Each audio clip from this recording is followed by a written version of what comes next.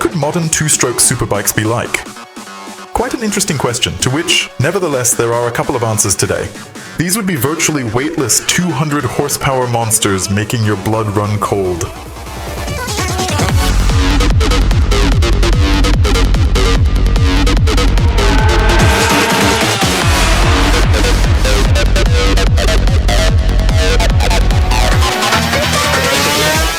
Today, two-stroke engines are already a part of history, as in the not-so-distant past, due to the complaints of environmentalists, they were made so small and low-powered that we can barely remember them. Nevertheless, two-strokes dominated Grand Prix racing from 1975 when Giacomo Agostini winning on a Yamaha until 2001 when Valentino Rossi became last world champion in the 500 cubic centimeter class on a Honda NSR 500. In fact, two-stroke engines once actually pushed four-stroke engines out of every GP class. Their undeniable advantages were low weight, incredibly high specific power, and simplicity. Even the mighty Honda, which challenged the rapidly developing two-stroke engines with its four-stroke NR 500 high-revving oval piston know-how, was forced to make a sharp turnaround and develop its own two-stroke NSR 500 engines. Ever since MotoGP regulations banned two-stroke engines, fans' desire to have a true Grand Prix replica in their garage, one that could be taken to the track, and also for a quick ride to the coffee shop around the corner, has only increased. Perhaps now, it's also driven by nostalgia. This desire was decided to be fulfilled by a company called Ronax Dresden in Germany. Their offering, the Ronax 500 model, clearly draws inspiration from the final era of powerful 500 cubic centimeter two-stroke engines.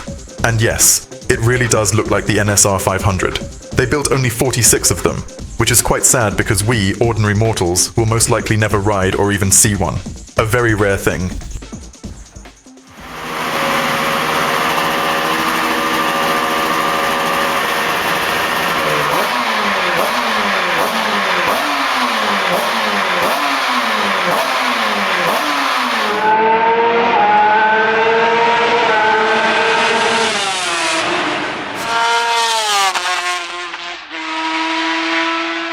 The technical specs, the bike is also not far from the NSR. The engine has a capacity of 499 cubic centimeters. It is an 80-degree V4 with two counter-rotating crankshafts. It features a fuel injection system and a 6-speed cassette gearbox. It produces 160 horsepower. This is slightly less than the 180, 200 horsepower that the last of the 500cc NSR engines produced. But this is what can be allowed on the roads. It lasts longer than a racing prototype designed for a race.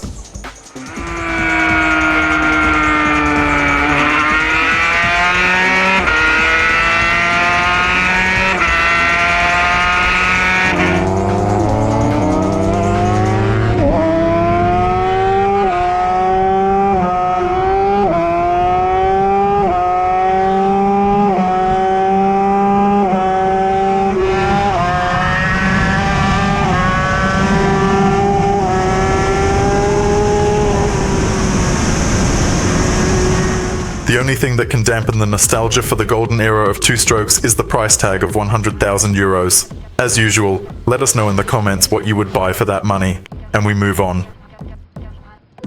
If you really want to definitely ride a modern, unprecedented two-stroke bullet, the incredibly Swiss company Suter will sell you one.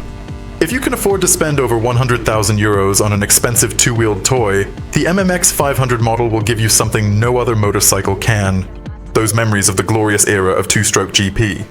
The motorcycle is equipped with a two-stroke, four-cylinder V engine with a displacement of 576 cubic centimeters. The maximum power of the fantastic power unit is 195 horsepower at 13,000 revolutions per minute. The dry weight of the racing machine is only 127 kilograms. The power-to-weight ratio of the Suter MMX 500 is 1.53 horsepower per kilogram. Yes, it falls slightly short of the rotary edge of the NCR 700W from the previous release, but the horsepower per liter rating is clearly higher here.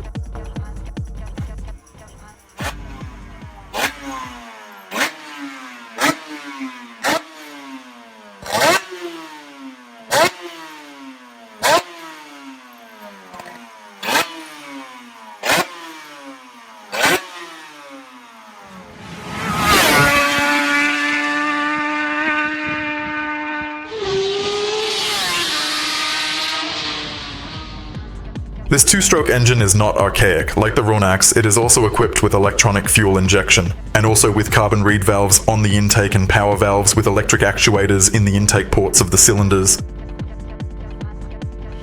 The exhaust system for the gas pressure in the resonators is an Akrapovic system made of titanium alloy. It features a 6-speed cassette-type gearbox. This design allows diagnosing and replacing parts without removing the engine, which, as we know, is especially convenient for maintenance on the racetrack. The Suter clutch, a dry multi-plate clutch. The MMX 500 duplex frame is made from a single aluminum billet using milling. It features a fully adjustable front fork and an inverted type gear with an adjustable steering column angle. The geometry of the rear swing arm can also be changed using replaceable linkage arms. For braking, there are two 280mm brake discs with 4-piston Brembo calipers at the front and a 218mm brake disc with a 2-piston caliper at the rear. The fuel tanks and fairings are entirely made of carbon fiber. At the buyer's request, the bike can be equipped with Aussie magnesium alloy wheels instead of aluminum wheels. The maximum speed of the Suter MMX 500 is 310 km per h.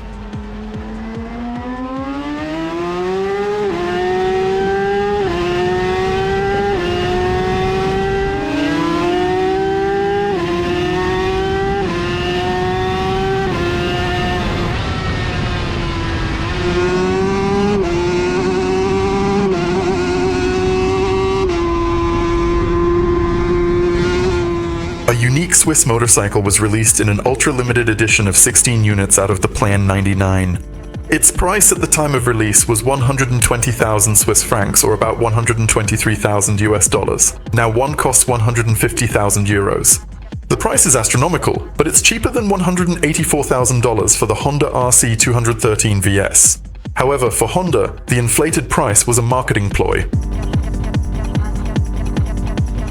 Here, the high price is due to advanced technologies, I suppose. The rotary Crichton also definitely falls into this price category indeed. What do you think? Are racing technologies worth such big money? Write in the comments section below, absolutely. The speed of the Desma Siddiqui RR plot. Its engine was ahead of its time. How to achieve 350 km per hour from an 800 cubic centimeter engine.